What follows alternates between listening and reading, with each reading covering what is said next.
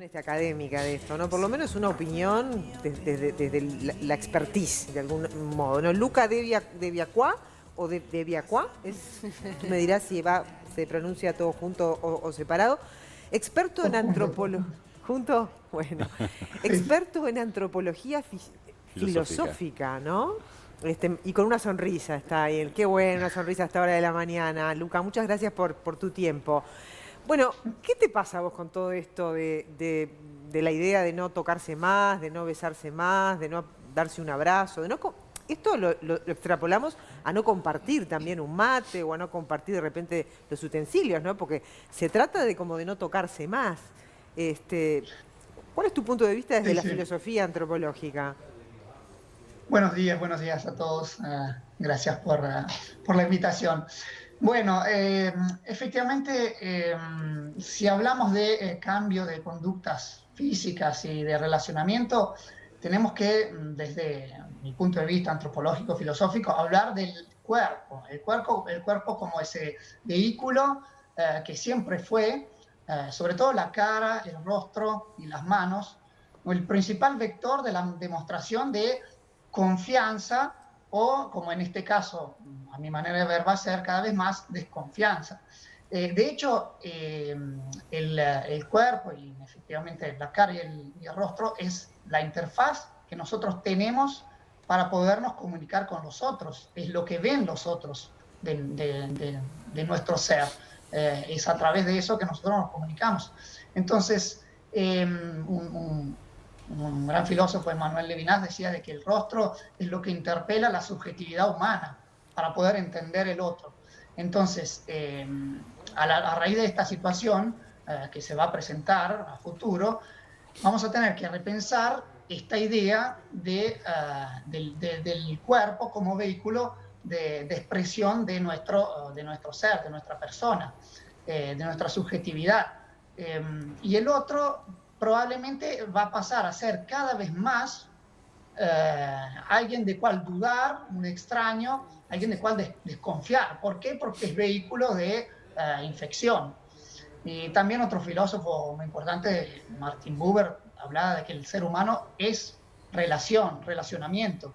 Por lo tanto, decir de que tenemos que cambiar ciertos hábitos relacionados al principal vehículo de expresión de nuestro ser es muy difícil de Claro. pensar su aplicación práctica, Claro, digamos a ver, así. Luca, pero a juzgar por la conducta humana a través de la historia de la humanidad, ¿no? ¿Qué tanto se puede sostener esto que nos viene ahora por imposición? Porque en realidad, como vos decías recién, estamos hablando de relaciones, y cuando hablamos de relaciones hablamos de lo emocional y de lo afectivo, y la importancia de un abrazo, por ejemplo, como contención o como demostración de afecto, ¿no? Digamos, ¿qué tanto nosotros los seres humanos podemos sostener este cambio? ¿No nos vamos a olvidar dentro de un rato de que pasó todo esto cuando el coronavirus ya no esté más?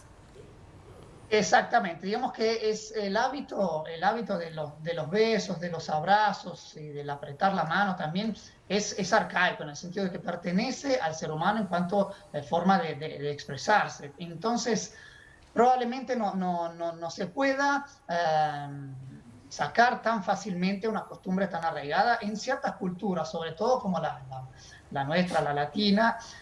Probablemente en ciertos otros países con culturas diferentes, y me estoy refiriendo a los países del norte, como eh, Noruega, Islandia, o la misma Suiza, de donde yo vengo, o Japón, donde ya Japón, de hecho se utilizan otras formas de contacto, en realidad que no es un contacto, por ejemplo, la reverencia, etcétera. Quizás ahí sea más probable que se pueda ir hacia digamos, hacia una distancia en ese sentido. Luca, te Pero hago... me parece que, sí, dime. Sí, Jimena te saluda, buen día. Te hago una consulta, hablando, ¿no?, de estas culturas orientales. ¿Puede ser que algunos no tengan el beso o el apretón de mano como costumbre por epidemias que han vivido en el pasado? Bueno, sabemos que hay países donde se utiliza tapaboca ya desde hace años. ¿Puede ser que haya influido en algo de la historia de allí en esos países? Claro, seguramente sí. Culturalmente la historia enseña, por lo tanto, en ciertos países donde ya se han tenido ciertas epidemias y ciertos brotes infecciosos como el que tuvimos, como estamos teniendo ahora, el manifestar un cambio de costumbre en este sentido es también una forma de defensa. A lo que voy es que, como hablaban antes de la normalidad y de la nueva normalidad, también el ser humano es un ser que se acostumbra, un ser de costumbres y que se adapta también. Pero, no sé, yo personalmente veo como que lo que se quiere y que se está haciendo de a poquito es volver a la normalidad que conocíamos antes de todo eso, o sea, lo mismo que hacíamos antes. Probablemente lo que vamos a hacer es volver a una normalidad, en algunos casos con tapabocas y alcohol en gel en el bolsillo, pero de hecho, en cuanto, por ejemplo, a nuestra conducta física y de relacionamiento, muchas de esas manifestaciones son involuntarias. Por ejemplo, el mismo acercarse. Yo estaba pensando también en el ejemplo de los chiquilines cuando están en la escuela y se hablan entre ellos y después la maestra los separa. Y bueno, de a poquito se van acercando de nuevo involuntariamente, porque el ser humano es así. Y de hecho, en ciertos países el beso y el abrazo son manifestaciones genuinas de esto. Y a lo que yo voy es que también probablemente vamos a tener que rever en ciertos casos y en este sentido lo que habla Fauci sobre el concepto de contagio es importante, porque estamos como muy asustados de la palabra contagio, cuando en realidad, por ejemplo, porque siempre la vemos como una palabra de concepción negativa, pero la idea de contagio es positiva y es muy positiva. Por ejemplo, porque se dice en el lenguaje hablado que la risa es contagiosa. Y se puede decir que también el amor es contagioso, la solidaridad es contagiosa. De hecho, si no fuera así, no habrían ollas populares, no habría Teletón. O sea, el término de contagio se va a tener que repensar en este sentido. ¿A qué acepción vamos a querer acercarnos más? ¿A la negativa de alejamiento o a la positiva de transmisión, de vehículo de transmisión de lo que somos? Claro, quizá también Obviamente, estaba pensando que lo que tenemos es que recuperar la confianza, porque hablabas recién de la desconfianza, ¿no? exactamente. Hay un proceso de recuperar la confianza y de quitarse el miedo. Eso nos va a llevar un ratito seguramente, ¿no?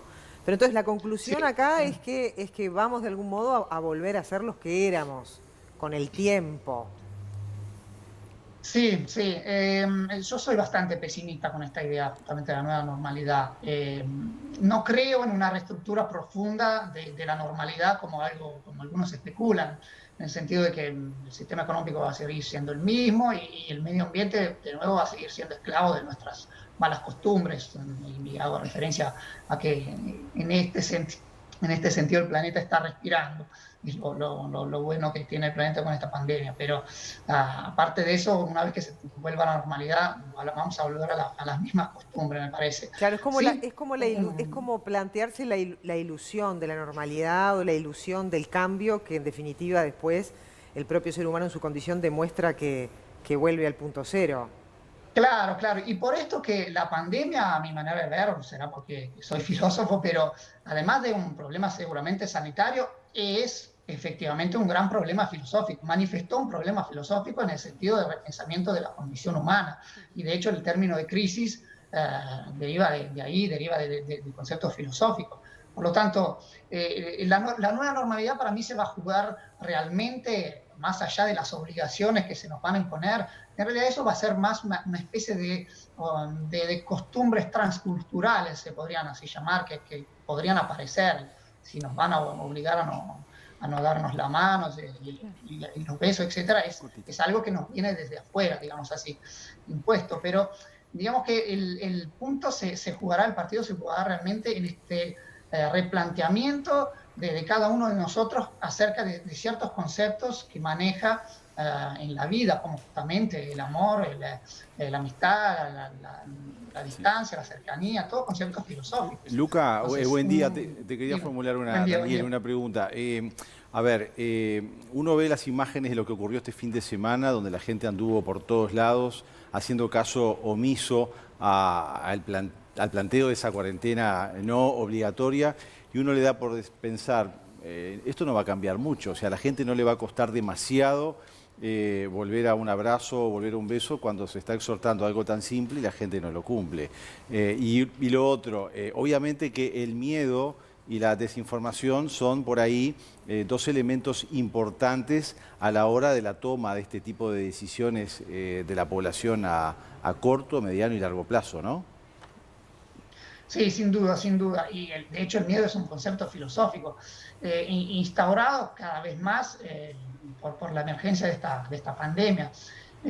Siempre tuvimos miedo, porque siempre hubieron infecciones, hubieron enfermedades y contagios, pero digamos que esta vez es un miedo manifiesto, o sea, del cual estamos más conscientes, digamos así. Por lo tanto, efectivamente, probablemente a corto plazo sigamos teniendo algunas precauciones con respecto a las posibles formas de contagiarnos, etcétera, pero a largo plazo creo que va a prevalecer el instinto humano de acercamiento y no tanto, y de vuelta a la normalidad, esa normalidad que es expresión del ser humano, Claro. o sea, de querer estar juntos, etcétera. Muy bien. Porque si no teníamos que realmente repensar muchas cosas, por ejemplo, no sé, el mismo fútbol, que bueno, una vez que se hace un gol no se va a celebrar, ¿cómo va a ser el mate? Claro. Son todas muchas cosas que me parece demasiado lejano como pensamiento. Luca, muchas gracias por esta mañana estar acá con nosotros y fue muy interesante. Nada, gracias a ustedes. Gracias a vos.